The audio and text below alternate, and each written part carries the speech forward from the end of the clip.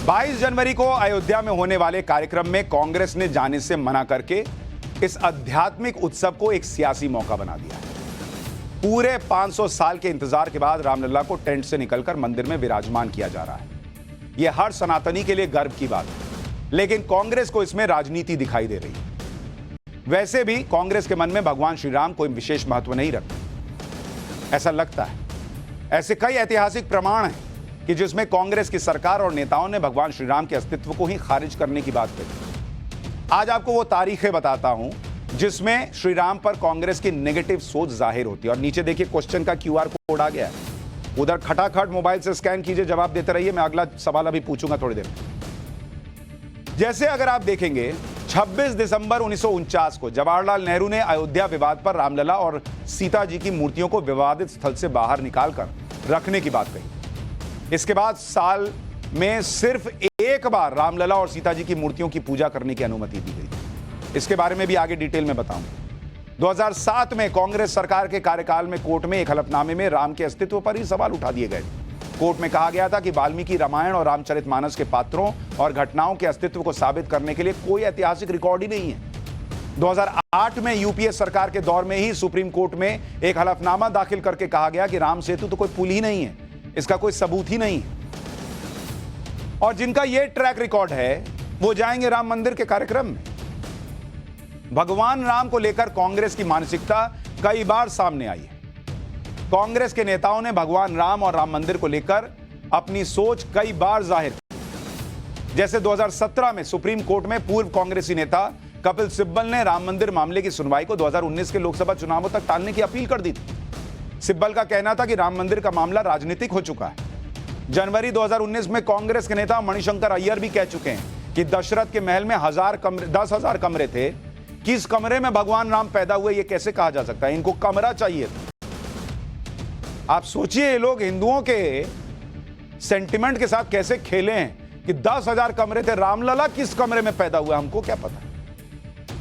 मणिशंकर अय्यर बोले। 2022 में एक इंटरव्यू के दौरान कांग्रेस महासचिव जयराम रमेश ने कहा था कि 1986 में अयोध्या के ताले खुलवाना हमारी गलती थी। ये लोग जाएंगे राम मंदिर के कार्यक्रम में। जब श्री राम को लेकर कांग्रेस के मन में ऐसी सोच रही है तो उसके नेता भव्य राम मंदिर के प्राण प्रतिष्ठा कार्यक्रम में कैसे जा सकते हैं? और यह सोच आज की नहीं है। कांग्रेस ने राम मंदिर की प्राण प्रतिष्ठा का न्योता ठुकरा दिया तो इसके पीछे कांग्रेस की सोच क्या है वो आपको बताता हूं। और कांग्रेस का इतिहास क्या रहा है, कैसे वो समय समय पर राम मंदिर और श्री राम से जुड़े मुद्दों का विरोध और अपमान भी करती रही है। यह इतिहास जवाहरलाल नेहरू के समय से चला आ रहा है। आप सुनिए, आपको यकीन होगा। 22 दिसंबर 1949 अयोध्या में बाबरी मस्जिद के अंदर श्री राम की मूर्ति मिलती है। जहां मूर्ति मिली वहां पर भक्तों ने पूजा करना शुरू कर दिया। अयोध्या में श्री राम की मूर्ति प्रकट होने की बात दिल्ली पहुंची। उस समय प्रधानमंत्री नेहरू जी थे। देश का संविधान तक लागू नहीं हुआ था। उत्तर प्रदेश में भी कांग्रेस की सरकार थी और मुख्यमंत्री गोविंद बल्लभ पंत थे।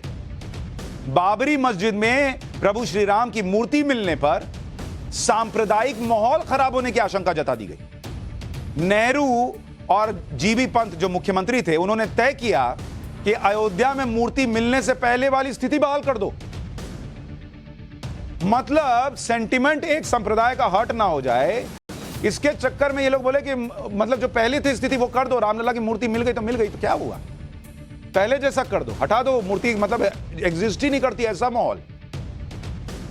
अयोध्या में जो भी हुआ उससे तत्कालीन प्रधानमंत्री नेहरू बहुत चिंतित थे।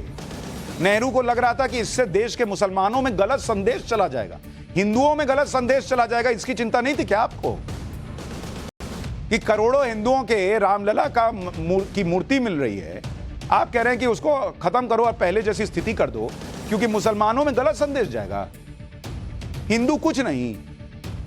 इसलिए जवाहरलाल नेहरू ने उस समय उत्तर प्रदेश, जिसे संयुक्त प्रांत के नाम से जाना जाता था, वहां के मुख्यमंत्री गोविंद बल्लभ पंत को एक टेलीग्राम भेजा और इसका जिक्र जवाहरलाल नेहरू कलेक्शंस में भी है। टेलीग्राम में नेहरू ने लिखा था कि अयोध्या में जो कुछ हुआ उससे बहुत चिंतित हूं। इससे बहुत गलत उदाहरण बन रहा है जिसके गंभीर परिणाम होंगे। उम्मीद है कि आप इस मुद्दे को व्यक्तिगत तौर पर देखेंगे। टेंशन में आ गए नेहरू जी भाई। कि मूर्ति मिल गई है वहां। तत्कालीन प्रधानमंत्री नेहरू का टेलीग्राम मिलने के बाद यूपी के तत्कालीन सीएम गोविंद बल्लभ पंत ने बाबरी मस्जिद में प्रकट हुई श्री राम की मूर्ति हटाने का फैसला कर लिया। भाई पीएम कह रहा है कि टेंशन में हूं मैं, तो सीएम क्या करेगा? उन्होंने फैसला लिया कि हटाओ फिर मूर्ति, रहने दो बाबरी ही मस्जिद। आदेश भी जारी कर दिए इन लोगों ने कि मूर्ति हटेगी। उस समय अयोध्या फैजाबाद जिले के अंदर आता था और फैजाबाद के तब के डीएम थे आईएएस के नायर, जिनकी फोटो आप देख रहे हैं। राम मंदिर के इतिहास में के नायर की महत्वपूर्ण भूमिका है, क्योंकि अगर के नायर नहीं होते तो रामलला की मूर्ति ही गई थी नेहरू जी की कृपा से। के नायर वो अधिकारी हैं जिन्होंने रामलला की मूर्ति हटाने का आदेश मानने से इनकार कर दिया कि नहीं हटाऊंगा, जो करना है कर लो। 22 दिसंबर 1949 की रात को अयोध्या में विवादित ढांचे में अंदर हिंदू देवी देवताओं की मूर्तियां मिली, जिससे विवाद शुरू हुआ। नेहरू बहुत तनाव में थे, यह हमने आपको अभी बताया कि बड़ा गलत मैसेज चला जाएगा। मूर्तियों को हटाने का सरकारी आदेश पास हुआ, लेकिन के नायर उन्होंने आदेश मानने से इनकार कर दिया, क्योंकि उन्हें यह अंदेशा था कि ऐसा करने से भी हालात बिगड़ जाएंगे। नेहरू को मुसलमानों की चिंता थी, के नायर बोले आपको हिंदुओं की चिंता नहीं है, मूर्ति हटेगा तो हिंदू नहीं भड़केगा। अब मूर्ति क्यों हटेगा बॉस?